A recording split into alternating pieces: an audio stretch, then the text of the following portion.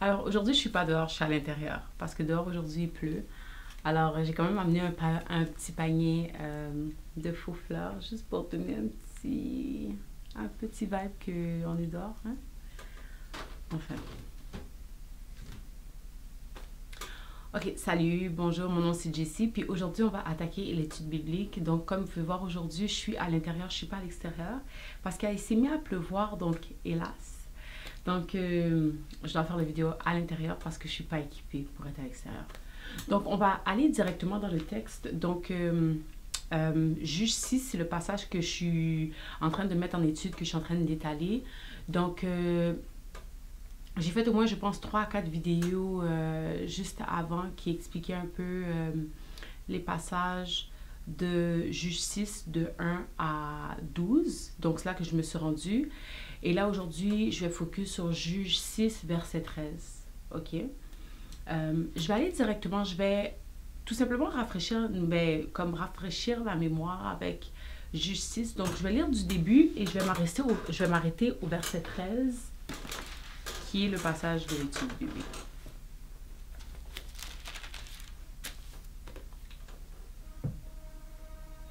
OK. Alors, j'ai ma Bible juste ici. Je vais lire le passage et puis après ça, on va rentrer directement dans l'étude. Allons-y directement. Donc, juste 6. Je vais lire de 1 à 13, donc j'y vais. Donc, les enfants d'Israël firent ce qui déplaît à l'Éternel, et l'Éternel les livra entre les mains de Madian pendant 7 ans. La main de Madian fut puissante contre Israël. Pour échapper à Madian, les enfants d'Israël se retiraient dans les ravins des montagnes, dans les cavernes et sur les rochers fortifiés. Quand Israël avait semé, Madian montait avec Amalek et les fils de l'Orient, et ils marchaient contre lui. Ils campaient en face de lui, détruisaient les productions du pays jusque vers Gaza, et ne laissaient en Israël ni vivre, ni brebis, ni bœuf, ni âne. Car ils montaient avec leurs troupeaux et leurs tentes. Ils arrivaient comme une multitude de sauterelles. Ils étaient innombrables, eux et leurs chameaux, et ils venaient dans le pays pour le ravager. Israël fut très malheureux à cause de Madian, et les enfants d'Israël crièrent à l'Éternel. Lorsque les enfants d'Israël crièrent à l'Éternel au sujet de Madian, l'Éternel envoya un prophète aux enfants d'Israël, et il leur dit, « Ainsi parle l'Éternel, le Dieu d'Israël. Je vous ai fait monter d'Égypte, je vous ai fait sortir de la maison de servitude. Je vous ai délivrés de la main des Égyptiens et de la main de tous ceux qui vous opprimaient. Je les ai chassés devant vous et je vous ai donné leur pays. Je vous ai dit, je suis l'Éternel votre Dieu. Vous ne craindrez point les dieux des Amoréens dans le pays desquels vous habitez. Mais vous n'avez point écouté ma voix. » Puis vint l'ange de l'Éternel, et il s'assit sous le tébérin d'Ophra, qui appartenait à Joas, de la famille d'Abiézer. Gédéon, son fils, battait du froment au pressoir pour le mettre à l'abri de Madian. L'ange de l'Éternel lui apparut et lui dit, « L'Éternel est avec toi, vaillant héros. » Gédéon lui dit, « Ah, mon Seigneur, si l'Éternel est avec nous, pourquoi toutes ces choses nous sont-elles arrivées? Et où sont tous ces prodiges que nos pères nous racontent quand ils disent, l'Éternel nous a-t-il pas fait sortir d'Égypte? Maintenant, l'Éternel nous abandonne et il nous livre entre les mains de Madian. » Donc ça, c'était le verset 13. Je vais le relire une dernière fois, le verset 13, juste pour rentrer vraiment dans le texte. Puis juste, s'il vous plaît, ouvre tes oreilles. Alors, je prie le Seigneur de ce qu'il nous donne discernement, Seigneur, de ce que toi qui écoutes en ce moment, de ce que le Seigneur ouvre tes oreilles spirituelles, Seigneur, de ce que ton cœur soit disposé pour recevoir, qu'aucune distraction puisse venir interférer à ce message que le Seigneur a pour toi. Je te prie au nom de Jésus. Amen, Seigneur. Alors, je vais relire le verset 13, juste parce que c'est le texte clé justement pour aujourd'hui. Alors, c'est ça. Gédéon lui dit, « Ah, mon Seigneur, l'Éternel est avec nous. Pourquoi toutes ces choses nous sont-elles arrivées? » Et où sont tous ces prodiges que nos pères nous racontent quand ils disent, l'Éternel nous a-t-il pas fait monter hors d'Égypte? Maintenant, l'Éternel nous abandonne et il nous livre entre les mains de Madian. Donc, j'ai vraiment, vraiment aimé ce texte. J'ai aimé ce texte parce que on remarque quelque chose qui est très humain, ok? Et je ne sais pas si vous avez remarqué dans le verset 13, on remarque que Josué est en train de douter de l'Éternel. C'est ça qui arrive. Douter de l'Éternel. Ok. Alors maintenant, j'ai une question. Combien d'entre vous avez déjà douté de la présence de Dieu dans certaines situations?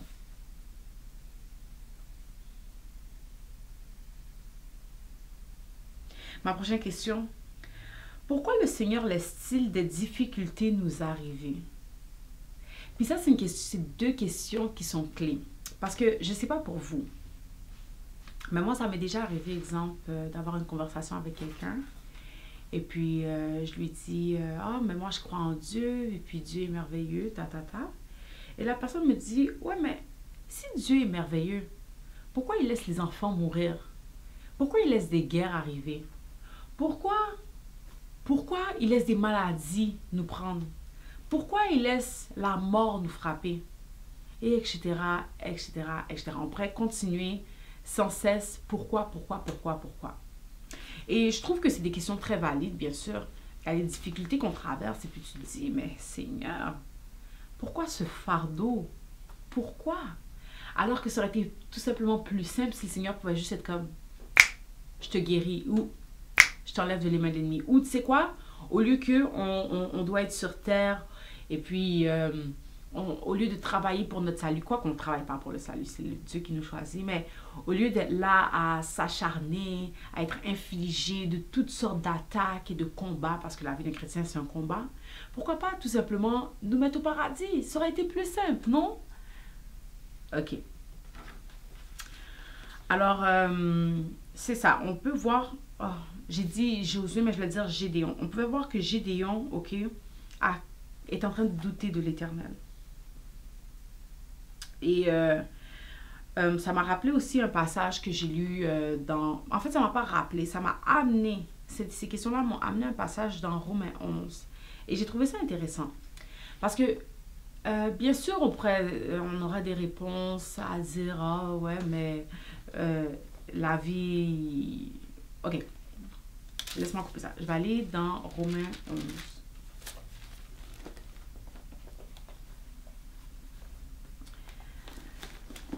Romains 11. Donc, Romains 11, je ne vais pas lire tout le passage, mais j'ai trouvé ça très...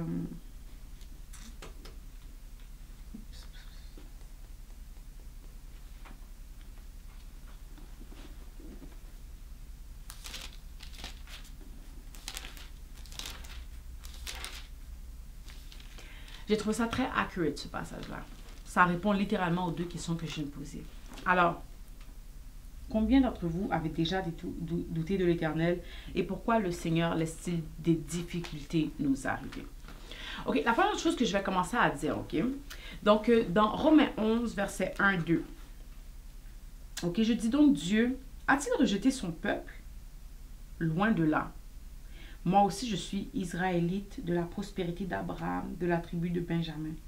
Dieu n'a point rejeté son peuple, qu'il a connu d'avance. Ok? Alors ça, c'est ce passage-là, tu sais, on le commence et puis la même question que je viens de vous poser, c'est la même question que... c'est qui a écrit ce texte-là? Est-ce que ça se peut que c'est David qui a écrit le texte dans Romains? En tout cas, mais la personne qui a écrit ce passage-là s'est posé la même question. Ok? Est-ce que l'Éternel nous a abandonnés? Et puis, c'est quelque chose qu'il faut savoir. L'Éternel, là, quand il a choisi le peuple Israël, le peuple choisi, ok? Il a consulté personne, ok? Il a choisi parce que il a choisi, c'est tout, ok? Et il nous a choisi en avance. Il a commencé avec Abraham. Il a fait cette promesse à Abraham qu'il allait avoir une multitude, sa génération allait se multiplier après lui, sa prospérité allait être multipliée. Et donc, Dieu savait déjà à l'avance que qui allait vouloir donner sa vie à Dieu, qui allait vouloir le suivre. Dieu connaissait déjà ses enfants à l'avance. Parce que ne pas oublier que Dieu, il ne vit pas dans le 24 heures. Il ne vit pas dans le 7 jours que nous, on connaît. OK? Lui, il est l'éternel. Alors, il y a le temps, OK? Et Dieu, lui, vit hors du temps. Donc, il n'est pas dans le cercle. Il vit hors du temps. OK? Alors, probablement que là, maintenant, tu sais, ça, c'est moi qui dis ça, mais probablement là, on est en train de... Je suis en train de faire cette étude et puis Dieu, il me voit là en ce moment. Il me voit pendant que je suis bébé, il me voit pendant que je suis adulte. C'est une image que tout récemment, que il y a quelques mois, quelqu'un m'avait dit, puis j'étais comme, ça fait du sens. Dieu nous voit, même peut-être déjà au paradis, pour ceux qui auront choisi de suivre Dieu. Et peut-être qu'il voit déjà même ceux qui n'auront pas choisi Dieu dans l'abîme. OK? Alors Dieu a choisi son peuple à l'avance. Et ça met aussi la lumière sur le fait que c'est pas moi qui a décidé de suivre Dieu là. C'est pas moi qui a dit Dieu, je vais te suivre. C'est Dieu qui m'a choisi. Du sens que il est venu sonder mon cœur. Il est venu dans ma vie. Il est venu perturber ma vie. Et puis quand je dis perturber, pas d'une façon mauvaise bien sûr, mais il est venu mettre la lumière dans ma vie. OK? Et c'est pour ça aussi qu'on dit souvent, quand quelqu'un accepte Dieu, quand quelqu'un entend la parole de Dieu, c'est le Saint-Esprit qui va faire le reste du travail. C'est lui qui va changer la personne. C'est lui qui va donner ce désir à la personne de vouloir devenir meilleur, de vouloir le suivre. C'est Dieu, c'est le Saint-Esprit qui nous fait être capable de dire « Jésus m'a sauvé ». Et réaliser quelque chose. Là, aujourd'hui, là, beaucoup d'entre nous, on connaît l'histoire de Jésus, on a entendu parler de Jésus et on croit en Jésus, on croit en Dieu, on croit au sacrifice qu'il a fait, mais à la fin de la journée, on n'a jamais vu Dieu. Et c'est ça, je réfléchissais l'autre jour, j'étais comme, oh my God, regarde toute cette conviction que j'ai, et puis je suis comme, je ne l'ai jamais vu. Et c'est pas humain, ça c'est Dieu, c'est le Saint-Esprit qui fait ça, c'est pas moi, c'est pas de mon propre gré. OK? Alors, c'est ça. Donc, Romains 11, excusez-moi, versets 1 à 2, ça nous fait réaliser que l'Éternel, c'est pas nous qui choisit de suivre Dieu. C'est lui qui nous choisit, c'est lui qui nous convainc, c'est lui qui nous enseigne, qui nous change, qui nous transforme. OK? Bon, ça, il fallait que je mette la lumière là-dessus.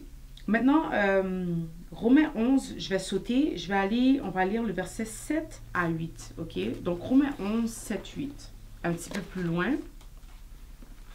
Alors, ça dit aussi, quoi donc?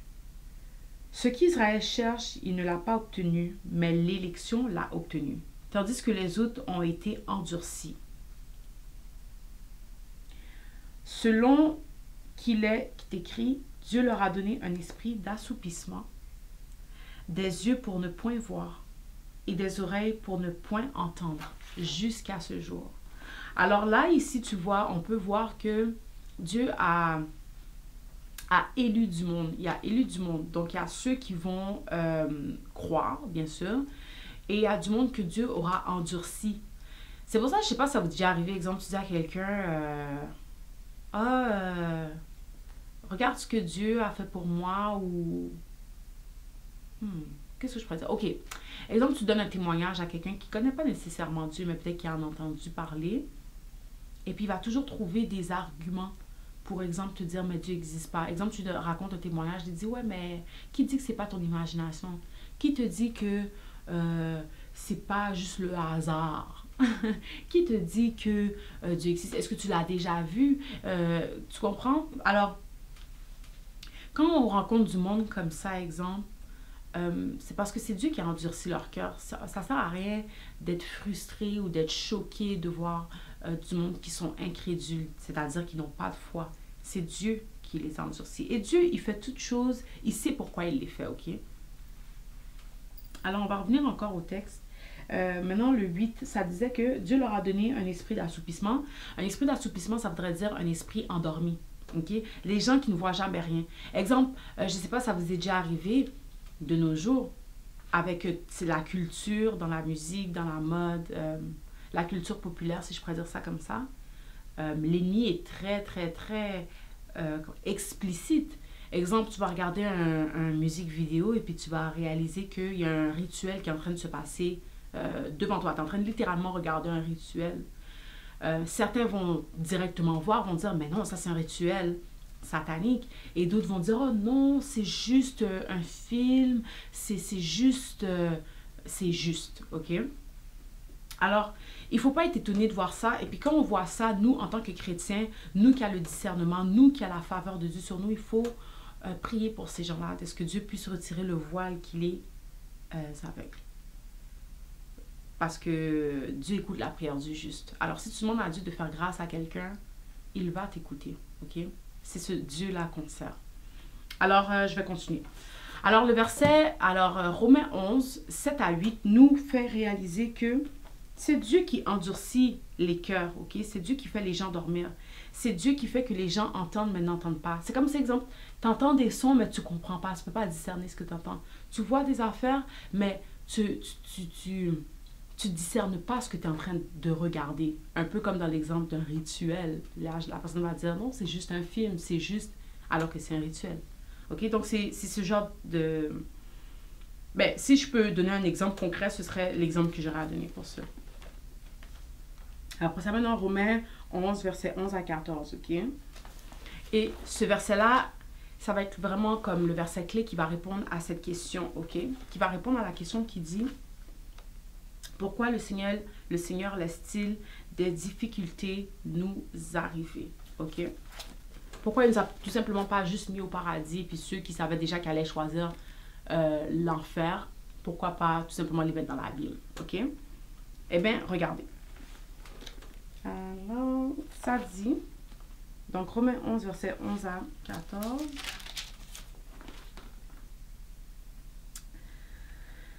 Ok. Alors, je dis donc, est-ce pour tomber qu'ils ont bronché? Loin de là.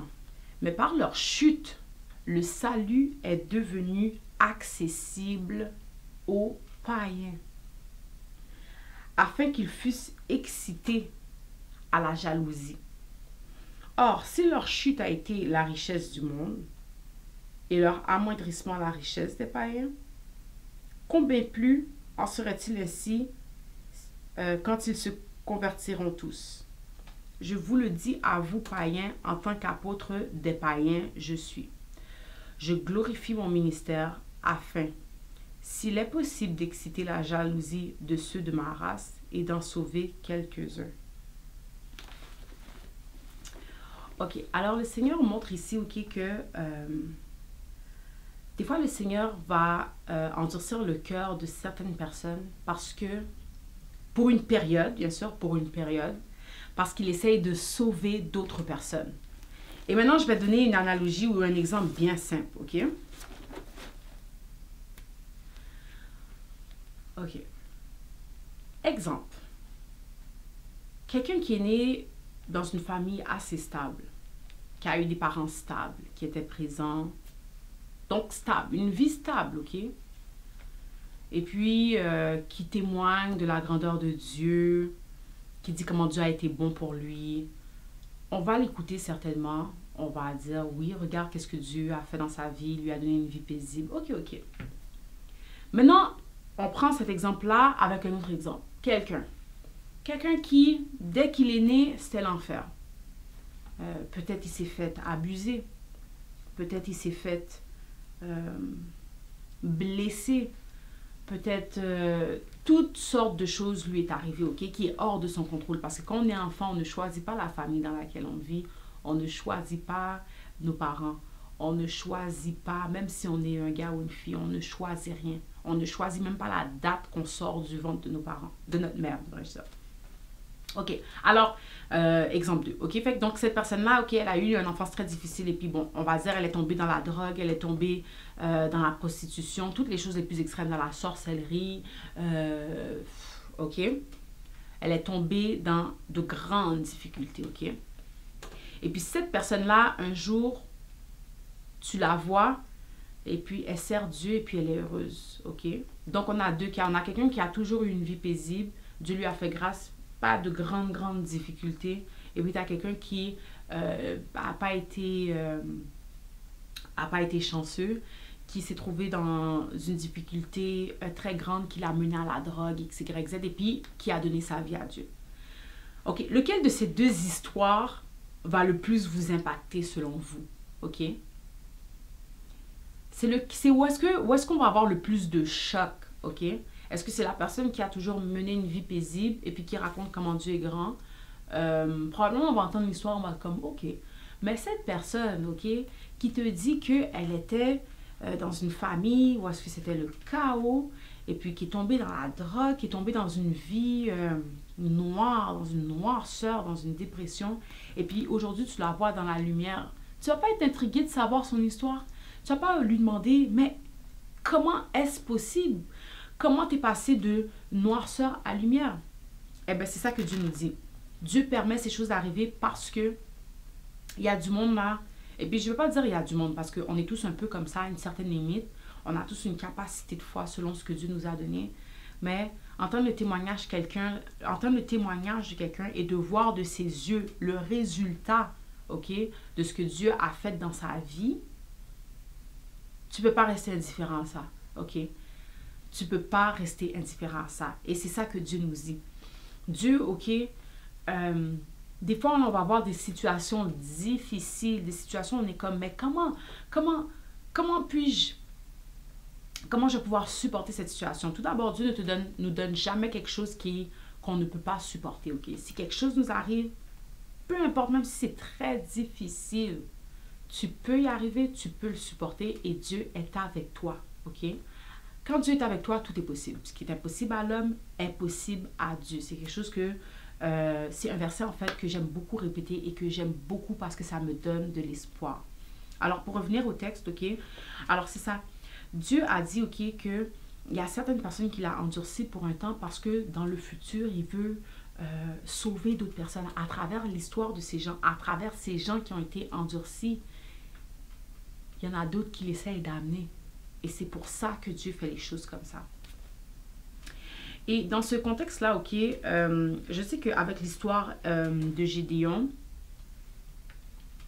dans le contexte de Israël qui devait se rendre dans la terre promise, il y avait eu le péché de l'idolâtrie, certainement. Mais c'est pas juste le péché, parce que tout d'abord, on pêche tout le temps, mais c'est pas juste le péché conscient, OK? Quand tu pêches consciemment, c'est pas nécessairement à cause de ça que les difficultés s'en viennent. Les difficultés s'en viennent parce que Dieu est en train de construire son royaume. Et à travers ces difficultés, on va découvrir notre force, on va découvrir la puissance de Dieu. On va découvrir ce que Dieu peut faire avec nous. On va avoir un témoignage, on va avoir une histoire, on va inspirer du monde, on va encourager. On va être un témoignage littéralement vivant. Et notre conviction avec Dieu après ça, là, quand tu traverses l'enfer, là, et puis Dieu te sort là, de cet enfer, tu sais, des fois, là, il y a des expériences que tu as avec du monde que comme l'expérience vous rassemble, vous unit. Et bien, c'est exactement ça avec Dieu.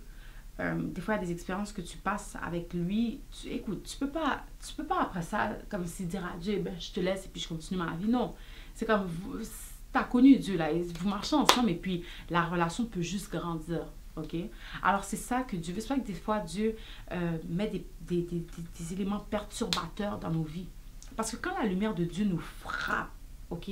Quand Dieu vient dans notre vie, quand sa lumière nous frappe, ce qui est à l'intérieur de nous, là, toutes les mauvaises choses, tout ce qui est mauvais en nous est exposé parce que sa lumière est littéralement en train de briller sur nous.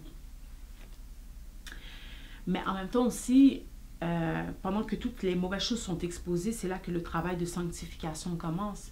Dieu nous change, Dieu nous modèle un peu comme de l'argile, OK? Il nous façonne, quoi qu'on ait fait à l'image de Dieu, mais il nous façonne, il nous perfectionne, OK? Alors, c'est ça. C'est pour ça que les difficultés doivent arriver, OK? La tristesse, ça fait grandir, OK? Quand tu travailles pour quelque chose, exemple, travailler pour un diplôme, travailler pour une maison, travailler pour une famille saine, quand tu travailles pour quelque chose, tu valorises la chose. OK? Alors, je pense que c'est un petit peu dans cet esprit-là que les difficultés doivent arriver.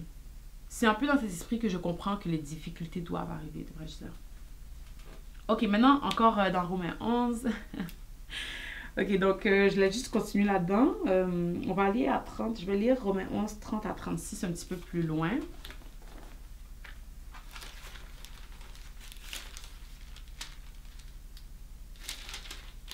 Ok, ouais. Ok, donc 30 à 36. Alors, de même, vous avez autrefois désobéi à Dieu et que par leur désobéissance, vous avez maintenant obtenu miséricorde. Et c'est quoi la miséricorde? La miséricorde, on parle de miséricorde, on parle de grâce, on parle de bienveillance, on parle de fidélité, ok? Fait que Dieu, ce qu'il nous dit ici, c'est que même si qu'on a désobéi parce que l'homme, on est pécheur, même si c'est conscient ou inconscient, on est pécheur. Alors, en dépit de notre désobéissance, Dieu reste fidèle. C'est fou, hein? Car Dieu a renfermé tous les hommes dans la désobéissance pour faire miséricorde à tous. Aux profondeurs de la richesse, de la sagesse et de la science de Dieu, que ses jugements sont insondables et ses voies incompréhensibles. Ça me rappelle le verset qui dit les pensées de l'homme ne sont pas les pensées de Dieu. Dieu là, comme nous, on est comme, mais hein, pourquoi Dieu fait les choses comme ça? Pourquoi comme ça? Pourquoi pas? Non, Dieu est en train de nous dire, c'est pas à nous de comprendre qu'est-ce qu'il fait. Et comment un homme peut connaître les pensées de Dieu qui est dans les cieux, qui voit tout, qui est partout? OK? Et qui sait les choses à l'avance. Qui a connu la pensée du Seigneur?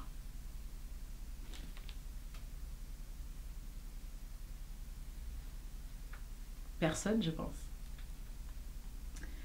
OK? Ou qui a été son conseiller?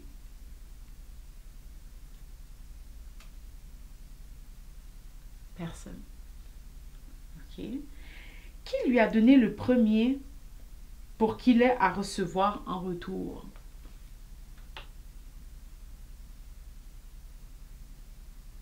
Comme, réfléchissez à ça. Qu'est-ce qu'on peut offrir à Dieu vraiment?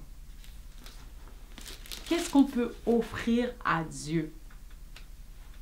C'est sûr, on peut s'offrir nous-mêmes, mais ce que je veux dire, c'est comme, c'est quoi qu'on va donner à Dieu que Dieu ne possède pas déjà? Si Dieu est l'univers, Dieu est partout, Dieu est omniprésent, omnipotent, comme si il est tout alors. Ah, c'est incroyable. Ok. Je vais continuer. Après ça, c'est de lui, par lui et pour lui que sont toutes ces choses. À lui la gloire dans tous les siècles. Amen. Alors voilà. Donc pour revenir au texte clé, ok, le texte clé du début. Alors Gédéon, excusez-moi, Juge 6, verset 13, ok. Alors, dans ce passage-là, Gédéon, ok, avait demandé au Seigneur pourquoi toutes ces choses sont arrivées et toutes ces choses-là que les gens racontaient sur lui, là, que les pères avant lui racontaient sur lui, comment il les a délivrés de l'Égypte, toutes les belles choses que Dieu a fait. Et puis là, maintenant, il se trouve dans une situation pareille où est-ce que Madian est en train de ravager tout ce qu'ils ont, tout ce qu'ils font, Madian ramasse. Et là, maintenant, ils doivent s'enfuir, ils doivent quitter le pays. Alors, il est obligé de demander à Dieu, mais Dieu... Eh bien, Dieu est fidèle. Pour conclure cette étude, Dieu permet la désobéissance pour la miséricorde. Et juste ne pas oublier que peu importe la difficulté, un peu comme Gédéon, là, quand il demande à Dieu, ouais, mais t'es où, là, regarde, tout ça s'est passé. Alors, il y a un passage qui dit dans Romains 8, « Toute chose concourt au bien de ceux qui aiment Dieu. » OK? Puis ça m'a rappelé un petit témoignage, un petit témoignage, il n'y a pas de petit témoignage, mais ça me rappelait un témoignage que j'avais entendu et un témoignage qui est même arrivé à mon père. Mais dans le fond, c'est dans les deux cas, là, pour faire ça très général, parce que c'est pas mon histoire, mais quelque chose que j'ai entendu. Alors, c'est comme si dans les deux cas, il y avait un achat qui avait été fait impulsif sans nécessairement consulter Dieu, ok? Et puis, après que l'achat a été fait, bon là, tu réalises que, oh my God, peut-être j'aurais pas dû acheter parce que soit peut-être financièrement, j'étais pas prête pour l'achat ou peu importe, ok? Et puis, tu n'avais pas consulté nécessairement Dieu, ok? Alors, mauvais achat, mauvais choix a été fait. Eh bien, dans les deux histoires, ok, le mauvais achat a été la chose qui les a par la suite servi. Du sens que dans la première histoire, c'était un chat, un animal de compagnie qui avait été acheté. Et puis, quand elle s'est rendue compte que c'était un mauvais achat, eh bien, peu de temps après, elle a réalisé que, oh, je suis seule. Et puis, la seule personne qui me tient compagnie, c'est sûr, Dieu est là. Mais Dieu m'a donné un compagnon. Puis, ce compagnon-là, en ce moment, c'est l'animal. L'animal que je pensais que j'aurais pas dû peut-être acheter. Puis, dans le cas de la deuxième histoire, c'est donc un véhicule qui avait été acheté vraiment trop cher. Et puis ce même véhicule a servi pour dépanner quelqu'un qui en avait plus besoin. Alors, c'est pour expliquer comment Dieu concourt vraiment à ceux qui aiment Dieu. Et puis, tout ça, c'est des opportunités aussi pour faire confiance à Dieu.